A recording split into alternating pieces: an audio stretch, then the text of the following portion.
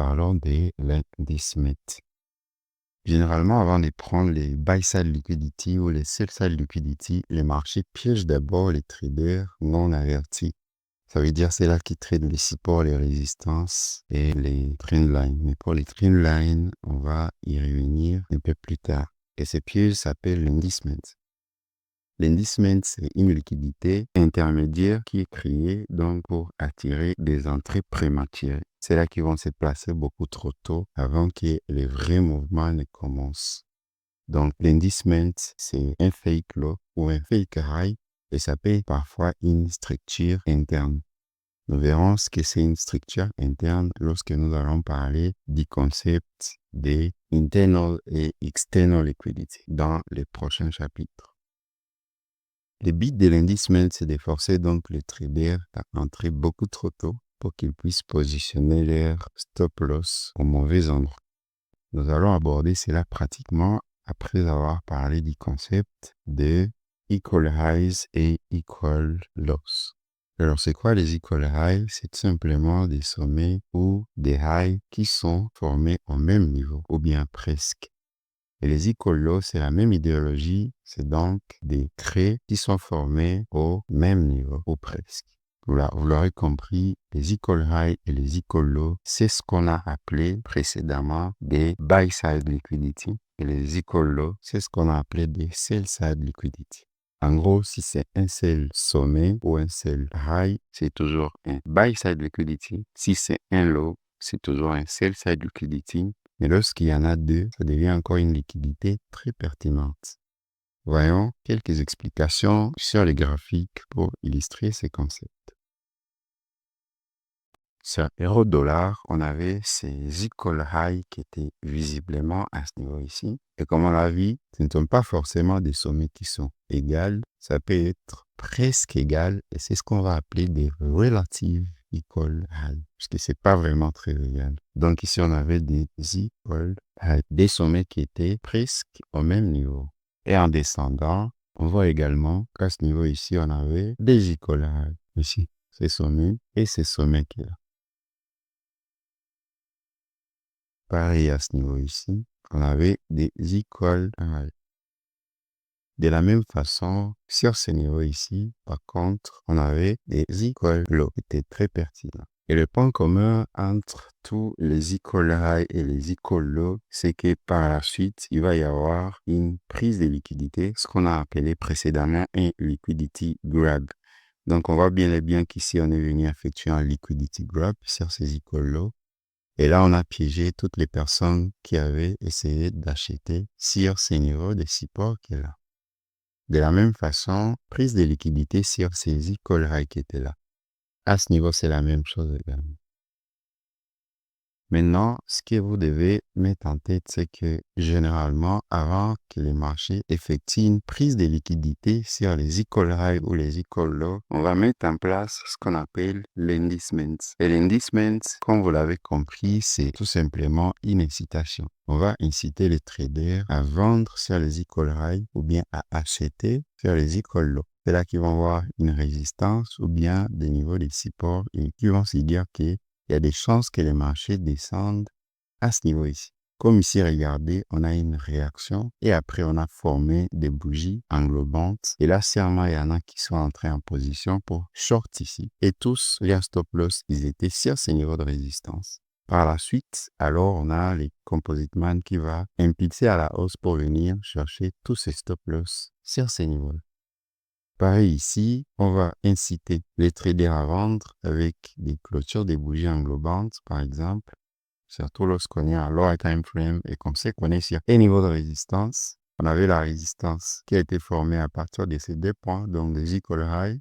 Et là, lorsque les marchés arrivent sur ces niveaux pour la troisième fois, potentiellement, les traders vont attendre de shorter à ce niveau-là. Nous, on est en daily pour cet exemple. Mais si on était, supposons, à 5 minutes ou 15 minutes, voire même 1 heure, il y avait des confirmations avec une bougie baissière englobante qui aurait incité ou induit les traders en erreur. C'est ça qu'on appelle l'indicement chez ICT. Ici, par contre, c'était pas vraiment visible, il n'y avait aucun signe, mais si on était à plus petite unité de temps, on aurait constaté qu'il y avait un inducement forcément pour inciter les traders à acheter ces niveaux-là.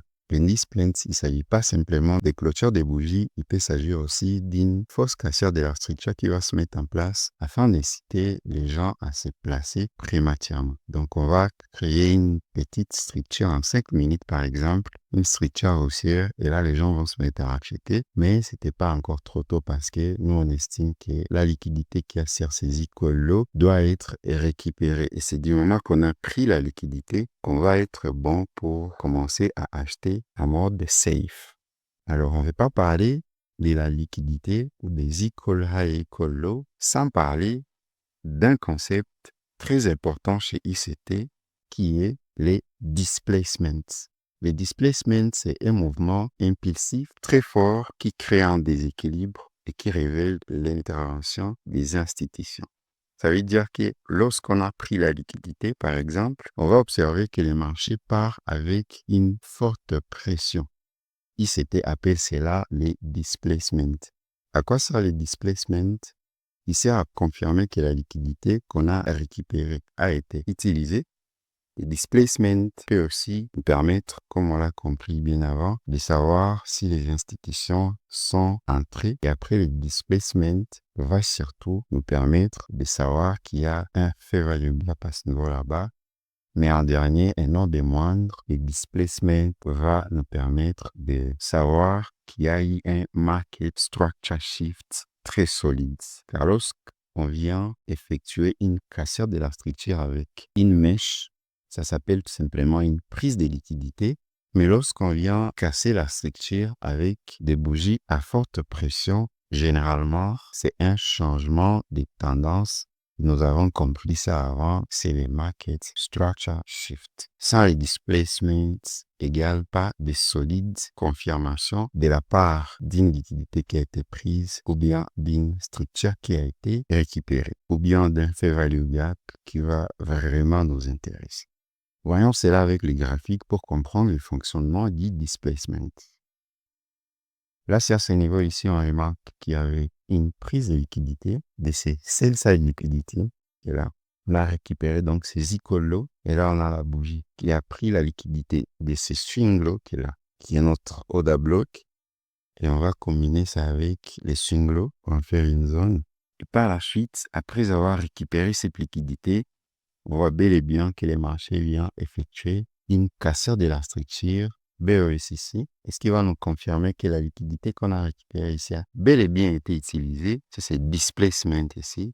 On voit bien que les bougies étaient à forte impulsion. Ça veut dire que les institutions se sont placées massivement. L'algo s'est placé massivement après qu'on a récupéré cette liquidité qui est là.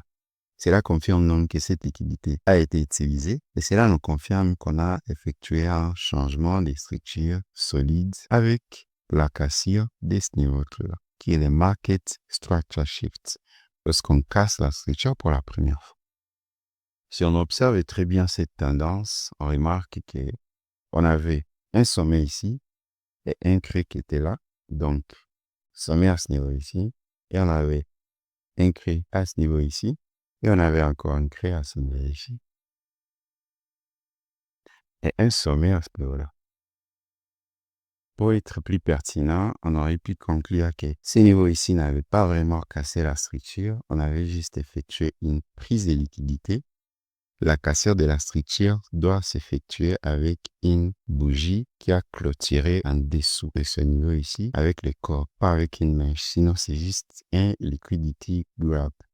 Donc, ces niveaux à l'intérieur ici, on ne va pas les considérer comme des niveaux de structure pertinents parce que ce pas des niveaux qui étaient venus break la structure comme l'avait fait. Par contre, ces niveaux qui est là, ça, c'était un niveau solide de structure et lui, c'était un niveau de structure solide. Donc, on avait notre dealing range qui était entre ces niveaux et celui-ci. Et du moment qu'on vient effectuer la cassure de ce niveau qui est là, on va estimer qu'il y a maintenant ce qu'on appelle les market structure shift. Et donc, on avait un market structure shift ici. Et regardez, la prise de liquidité de ces niveaux qui est là avait bel et bien été utilisée pour venir break la structure à ce niveau ici. Et les bougies qui ont marqué la cassure de ces niveaux, c'était des bougies à fort momentum. Donc, on avait la présence de ce qu'on va appeler les displacements. Et donc, ce displacement ici, du moment qu'on a break cette tendance qui était à ce niveau-là. Celle-ci nous confirme que la liquidité récupérée ici en bas a été bien utilisée et que les institutions étaient bel et bien présentes pour créer cette tendance haussière. Et ce qui a conduit à toute cette montée. De la même façon, on avait un displacement à ce niveau ici avec ces grosses bougies qui étaient intervenues. C'est là après qu'on a récupéré bien évidemment ces niveaux qui est là. Prise de liquidité de ces niveaux qui est là, impulsion, cassure de la structure, retracement et impulsion. Si on essaie de faire un petit breakdown, vous allez comprendre avec moi qu'on avait donc ces niveaux ici qui étaient récupérés, ces swing low, ces taux de bloc qui étaient là, c'est long, c'était. Mais moi, je vous conseille toujours d'inclure aussi des swing low, ainsi que toute la bougie.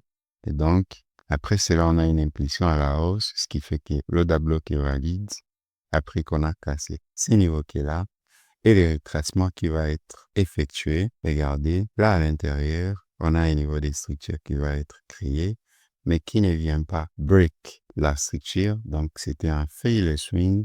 Et les failure swing, ce sont des niveaux de liquidité importants.